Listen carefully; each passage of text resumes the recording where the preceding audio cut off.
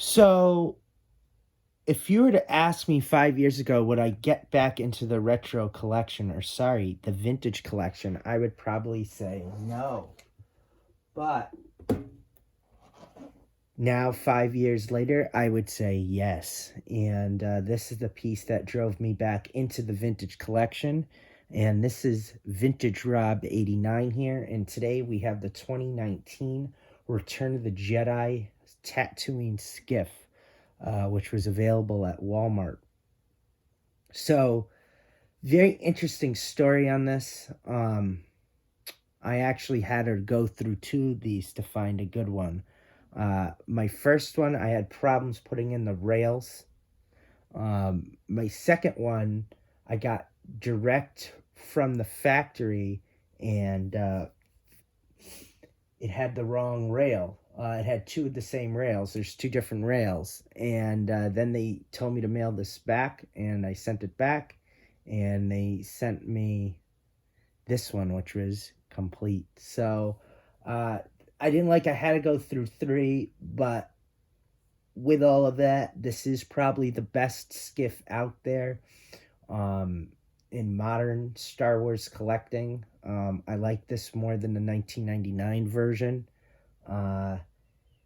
And obviously, this does not whatsoever compared to the vintage one from 1985. But yeah, it's good to have because you don't have to worry about anything breaking. This is all new plastic. It's got this awesome rigid system to do battle damage. It's got a lot going on here. And the first thing that we'll take a look at is just the detail.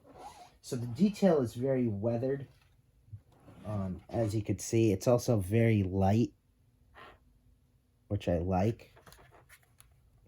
A lot of panels and compartments can come off, and I'll show you that right now.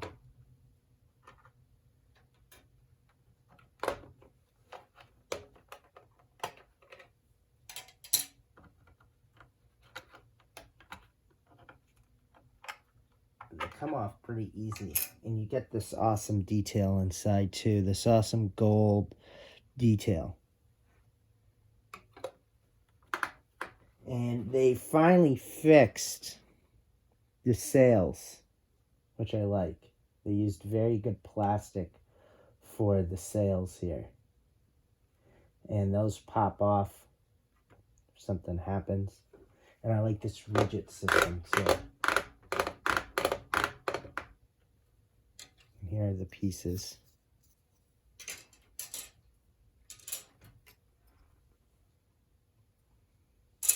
And then you have the pull-out plank, which I like. I wish there was a peg or something on it, but since it's trying to be modern and more movie accurate, they didn't put that on here. Now, the one thing I am not a fan of, but it works for some reason, they had to use some very good plastic to get it to work, but I'm not going to do it. These rails come off. They're interchangeable rails. And you got this battle damage one to hang a figure on. But yeah, I'm worried those are going to break, but they're not. And then here's one more panel that comes off. So you're paying detail on this. I think these are going for $30 or $40 at the time when I got mine. But really cool. And it looks great with your vintage Power of the Force or Jedi figures on this toy. So I tested them out. You have to use the very small Protect stands for them to work. I'm just popping these back on. Actually, I'll let you guys look at the box as I do that.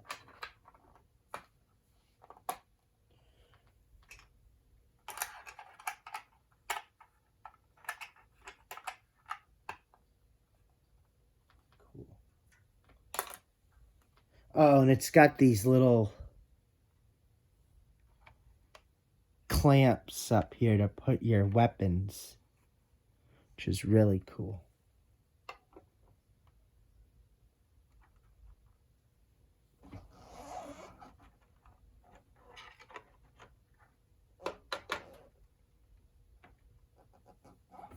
Now we'll take a look at the box. So the box has all modern figures on it, obviously.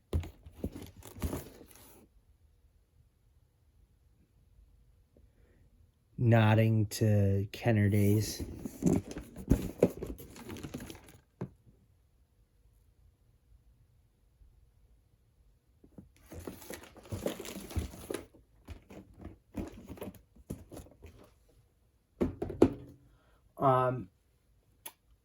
I think it would have been cool if they'd done Power of the Force packaging, which would have been cool. And maybe leave Return of the Jedi on, but you know what? This is the vintage collection. The way it is fine to me. So I would give this overall toy, probably give it an 8 out of 10. I'd give it an 8 out of 10. I wish they kind of had the flip system for the rails. Update it, make it stronger. The plank maybe have that too. Maybe have a peg on it, because I know they're trying to make this more movie accurate, but it would have been great. And everything else is fine. The scale is fine. I really love this ratchet system to simulate even more battle damage. And you don't have to worry about flimsy landing gears, since this is floating in the whole scene in Return of the Jedi. But yeah, just a really cool vehicle. So now these are still widely available. And you could probably pay, I don't really know the price, but I'd say maybe $50, $60, maybe more now. I know at the time I paid 30 or 40. So anyways, thank you for watching, and yeah, be sure to pick up one of these.